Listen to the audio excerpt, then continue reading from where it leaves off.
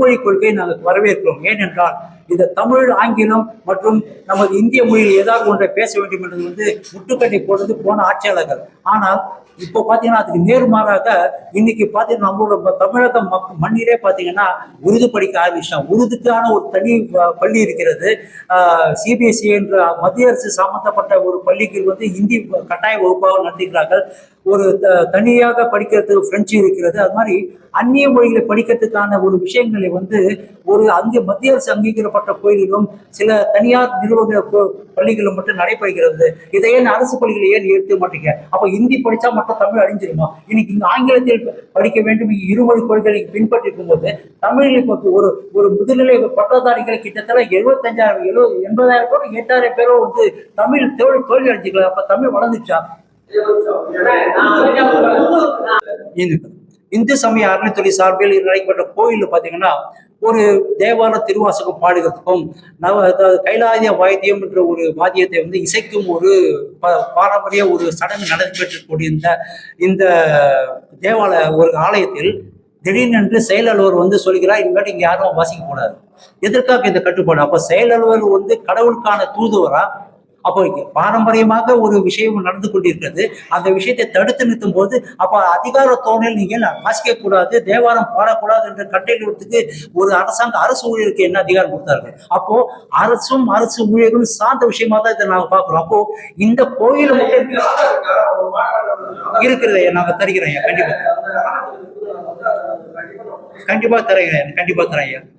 அதே போல ஒரு பாரம்பரியமாக ஒரு வழிபாடு முறைகள் இருக்கிறது. இந்த மாதிரி ஒரு விஷயம் பண்ணோன்ற விஷயத்தை இல்லை, இனிமேல் இதை பண்ணக்கூடாதுன்றத ஒரு கோவில் அரங்காவல கூட சொல்லலை. ஒரு கோயில் செயல் அலுவலர் ஒரு பூஜாரியை தடுத்து இனிமேல் இந்த மாதிரி விஷயம் பண்ணாதீங்க, இப்படிதான் பண்ணோம் அப்படின்னு சொல்லும் போது இப்போது இறைவனுக்கான வழிபாட்டு முறைகளை நீங்கள் மாற்றி அமைப்பதை உங்களுக்கு யார் அதிகாரம் கொடுத்தார்கள்? நாங்கள் தான் கேட்கிறோம். அப்போ இந்து சமய அறநிலைத்துறையில அறநிலைத்துறையை சார்ந்த விஷயங்கள் சட்டங்களில் இது மாதிரி வழிபாட்டு உரிமையை மாற்றி அமைக்கும் சட்டம் இருக்கிறதா? நான் கேள்வி எழுப்புறோம் மக்கள்கிட்ட. அப்போ சிதம்பரம் ஆமா ஐயா, அதுதான் சொல்லுறேன். நாங்கள் முதல் அடி உங்களோட சந்திக்கிறோம். நாங்கள் இது வரைக்கும் அமைப்பு சார்ந்த விஷயங்களை நாங்கள் நலத்திட்ட உதவி செய்துகிறோம். இப்போது உங்கள் மூலமாக தான் மக்கள் மனதில் வைக்கிறோம். இனிமேல் எங்களது கோரிக்கைகள் வலுவாதாக இருக்கும், ஆணித்தரமாக இருக்கும். அதை கூடிய விரைவில் பத்திரிகை வாயிலாக நாங்கள் கண்டிப்பாக செயல்படுத்துவோம். இப்போ வரைக்கும் நாங்கள் ஒரு வருடம் காலங்கள் எங்களோட கவனம் எங்கே இருந்ததால் எங்களோட அமைப்பை கட்டமைப்பு வலுப்படுத்துவதற்கான ஒரு அமைப்பை நாங்கள் செயல்படுத்தினோம். எங்களது அமைப்பில் தினமும் பார்த்தீங்கன்னா கலந்தாய்வு கூட்டம் என்ற ஒரு கூகுள் மீட்டை நடத்தி மக்களிடோட பிரச்சனைகள் என்னன்றதை கேட்டு தெரிஞ்சுக்கிட்டு அதை நாங்கள் புரிந்து கொண்டு ஒவ்வொரு விஷயத்தையும் நம்ம மக்கள் அதான் இதுதான் எங்கள் தொடக்கம். இப்போ நீங்க பத்திரிகைகள் கேள்வி கேட்கும் போது தான் நாங்கள் ஒரு விழிப்புணர்வு எப்படி நாங்கள் என்ன சொல்றோம் ஏது சொல்றோம் நாங்கள் புரிந்து கொள்ளும் ஒரு நிலையை இன்னைக்கு தான் அடைஞ்சிருக்கோம்.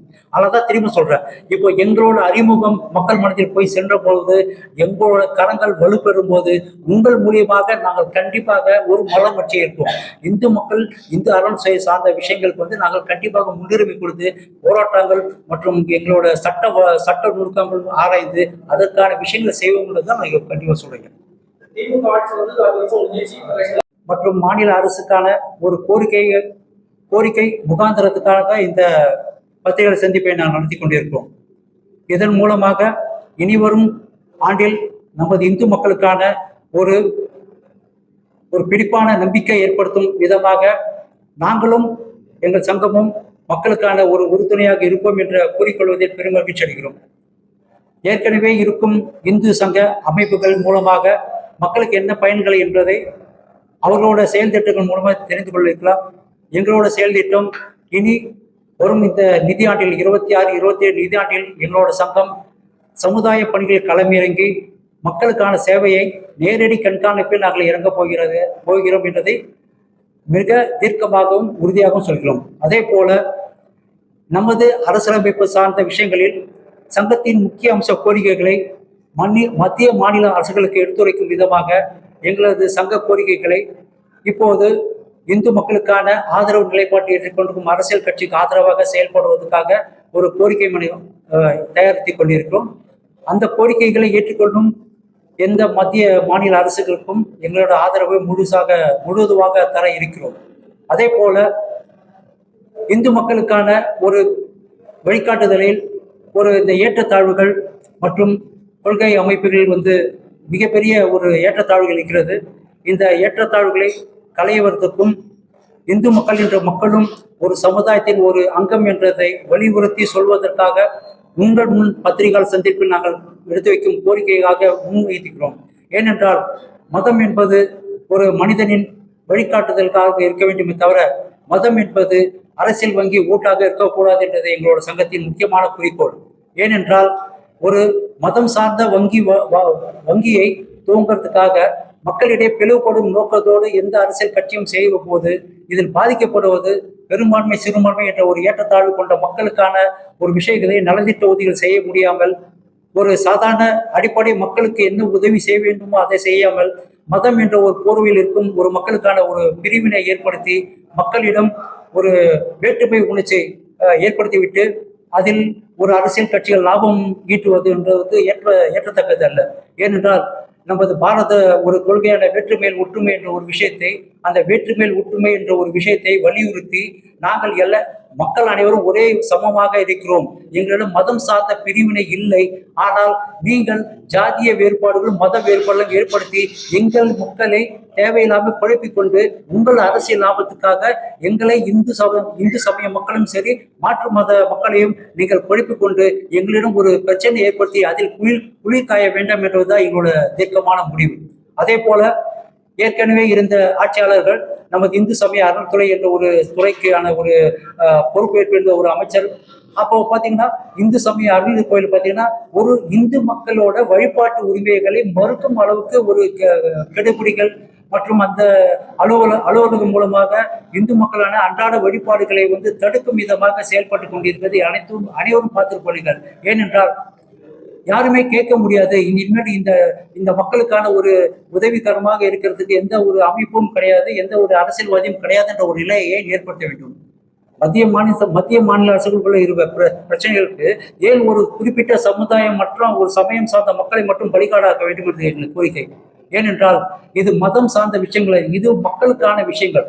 அப்போ ஒரு மதம் என்று பிரித்து பார்க்கும்போது எங்களுக்குள்ள ஒரு ஏற்றத்தாழ்வுகள் மற்ற மதத்தினர் சிறுபான்மை பெரும்பான்மை என்ற ஒரு பாகுபாடை பிரித்து ஒரு ஒன்றிணைந்த இந்த மக்களின் மதனில் ஒரு வேற்றுமையை விதைக்கும் ஒரு தீய எண்ணத்தை ஏன் நீங்க வளர்க்க வேண்டும்? அதால் உங்களுக்கு என்ன லாபம்? அப்போ உங்களோட வாக்கு வங்கிக்கு மட்டும் உங்களுக்கு தேவை ஒரு பிரிவினைவாதம் என்றால் அந்த பிரிவினைவாதத்தை நாங்கள் முற்றிலுமாக எதிர்ப்போம். ஏனென்றால் ஒரு சமயம் மட்டுமே ஒரு மக்கள் குறிப்பிட்ட தொகை இல்லை, அனைத்து மக்களும் சார்ந்ததுதான் ஒரு சமுதாயமாக இந்த மக்கள் சமுதாயம் வளர்ந்து கொண்டிருக்கிறது. ஒரு பொதுவெளியில் போகும்போது மாற்று மதத்தினர் என்று யோசிக்காமல் எல்லாருமே ஒரு அனந்தபியாக ஒரு சகோதர பாசத்தோடு நம்ம பழகிக்கொண்டிருப்போம்.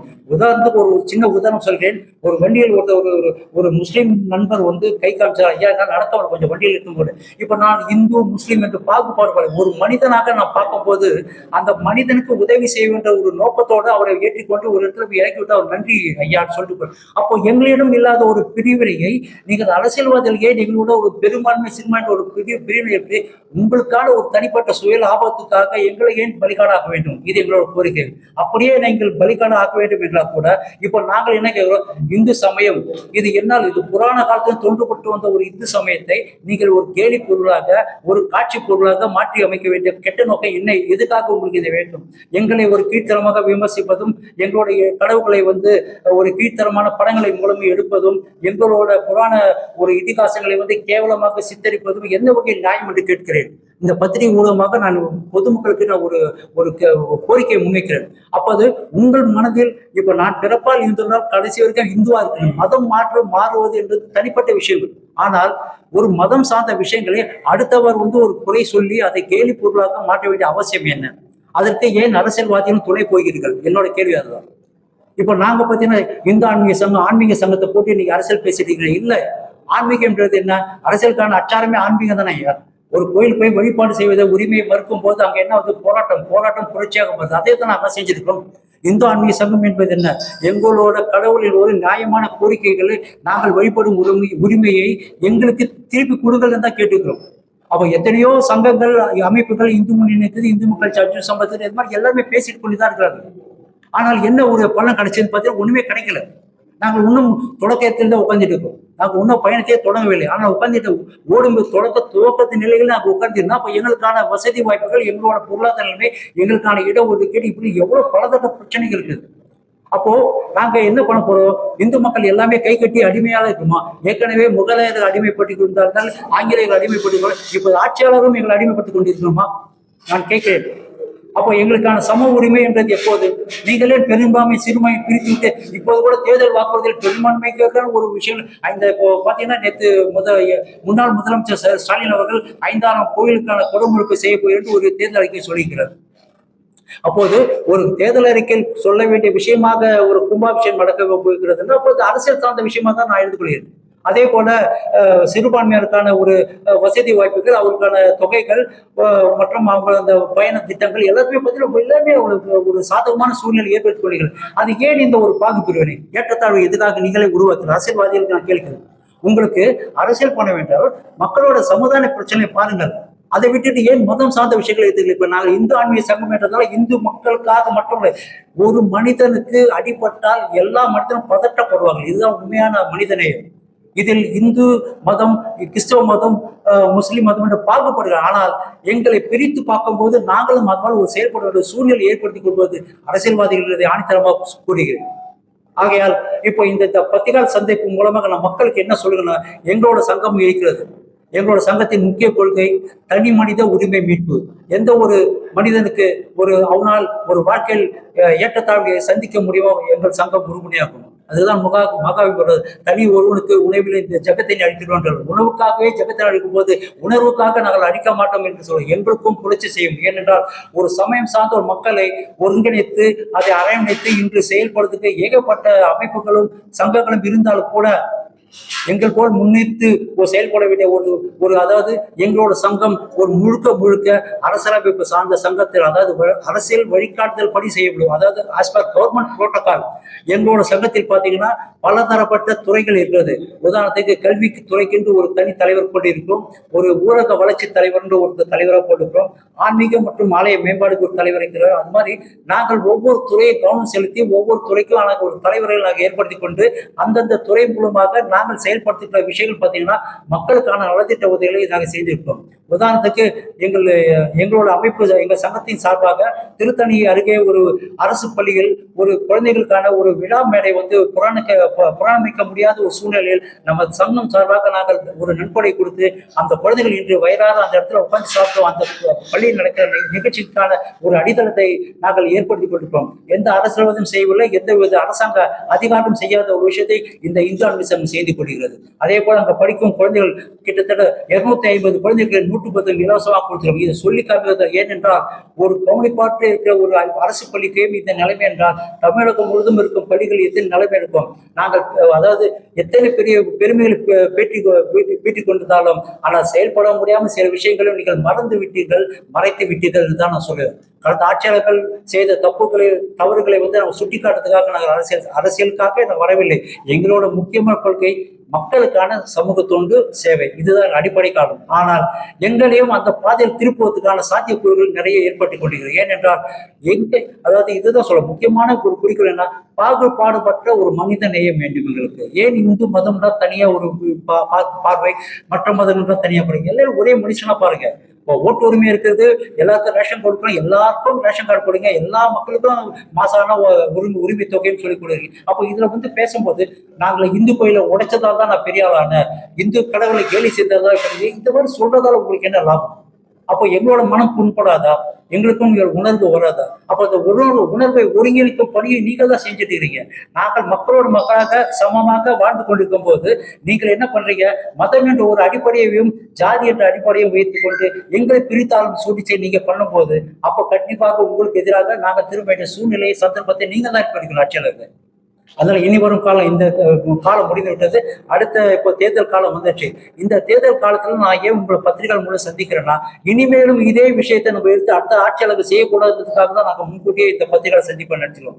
ஏனென்றால் எனக்கு தெரியும் இந்த பத்திரிகை என்ற ஒரு வாயிலாக மக்கள் மன்றத்தில் போய் நிற்கும் போது எங்களோட நல்ல நிறை குறைகளை நீங்கள் தான் அலசி ஆராய்ந்து மக்களிடம் சேர்க்கிற ஒரு முக்கியமான காரணியாக இருக்கின்றதா உங்களை தான் அங்கே சந்திச்சோம். எங்களுக்கு பணம் வசதி இல்லை, ஆனால் எங்களோட கொள்கை உறுதி உண்டு. எல்லாருமே கொள்கை உறுதி. நாங்கள் சேர்ந்துள்ள கூட்டம் எல்லாமே வந்து ஒரு கொள்கைக்காக சேர்ந்துக்கிறோம். மனித நேயத்தை காக்க வேண்டும் என்ற முக்கியமான கொள்கையோடு தான் நாங்கள் ஒருங்கிணைத்திருக்கிறோம். அதனால இப்போ உங்க முன்னால் நாங்கள் வந்துட்டோம். உங்களுடைய கேள்விகள், உங்களோட ஆலோசனைகள் வரவேற்கப்படுகிறது. நன்றி, வணக்கம்.